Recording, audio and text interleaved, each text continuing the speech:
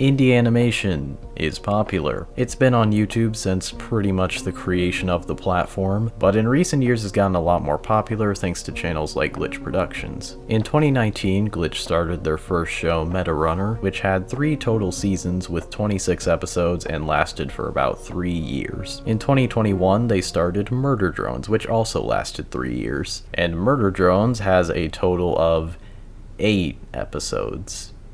Let's talk about this. Hello everyone.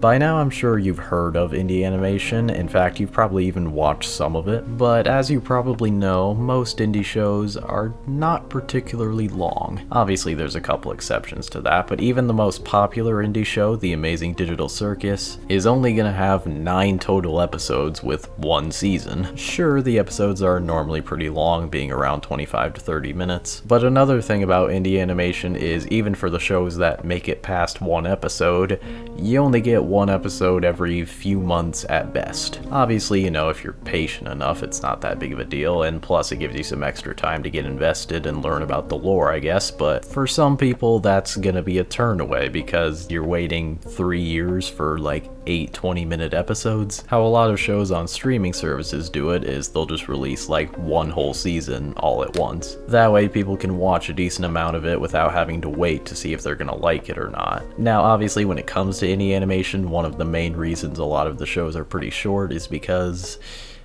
it's fucking expensive. Glitch started out with their other channel, SMG4.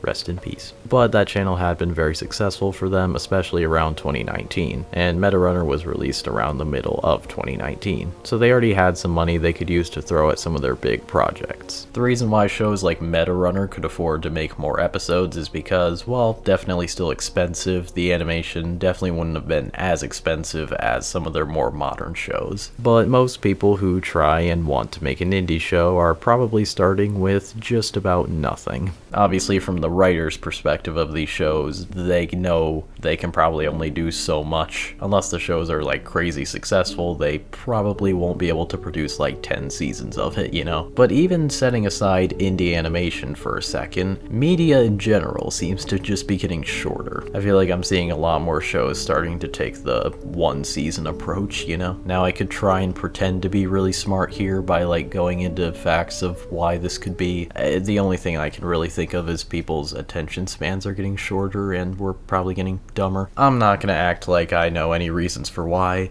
because I'm a fucking idiot. So instead, I'd rather just talk about opinions of most indie animated shows being pretty short. The creator of The Amazing Digital Circus, Gooseworks, recently made this tweet. After the first 5 episodes of that show, they were around halfway through, and this tweet got my small little brain thinking.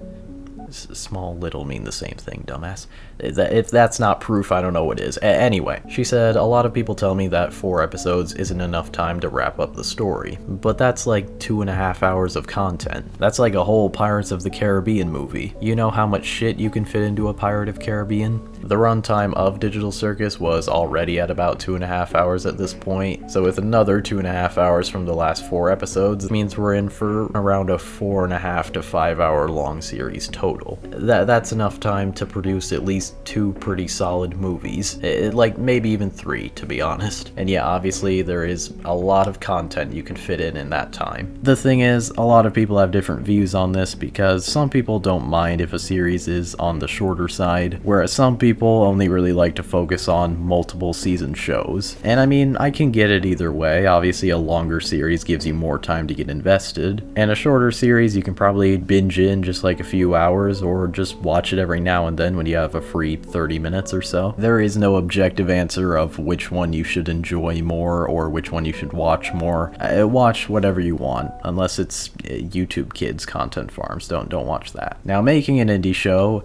as I've already said, not gonna be easy. Getting talented animators, voice actors, music producers, etc., not gonna be cheap. And each second long you have animated, each line you give a voice actor, each song you want produced, that's money coming out of your bank. Obviously, I think the people who get the furthest are the people who really have a passion for it. Glitch mainly started thriving after the release of Murder Drones, which was their first show where the main writer was not them. This series was the start of what really put them on the maps. People were invested in the show. They didn't mind having to wait some time for each episode. However, I do think that indie shows can still suffer from some problems. Like I said, shows on streaming services and all that normally air at least quite a few episodes, so even if the show doesn't perform very well, at least the creators get some of their creative freedom out there, even if obviously they probably had more story to tell. But the reason why indie shows normally start off as pilots is because, frankly, if the first episode doesn't do very well, it's gonna be expensive to fund that, and in most cases is just not gonna happen. In fact, even 4Glitch, who is like the biggest indie animation related channel, even they had a pilot episode they made that didn't perform very well, so they didn't continue the series. This was sort of a spin-off show made all the way back in 2020 before they were really on the maps. It was sort of just a fun side project, as Metarunner was still the main thing they were focusing on at the time, but Ultra Jump Mania on launch wasn't super successful, so they didn't really end up going through with it, and now we're just kind of left with an 8-minute pilot to see what the show could have been. I mean, it's sad to see a show that only really gets to have one episode before it's probably just gonna have to be canceled because it's just not gonna be very financially possible. And it's especially rough in 99.9% of cases when someone making an indie show isn't gonna get to work with a company like Glitch. And they can essentially build up their own company if they want, and obviously are able to. People will spend years writing out their story and coming up with character designs and all that, but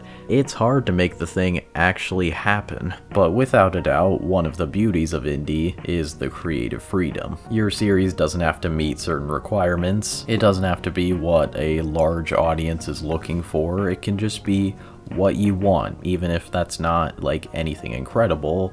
You can make what you want, with the only real limitation, of course, being what you're allowed to post on YouTube. Liam and Goose, when they make, like when Goose has been making Doodle Circus and Liam made Murder Drones, the first question I get asked is, how much swearing, how much gore?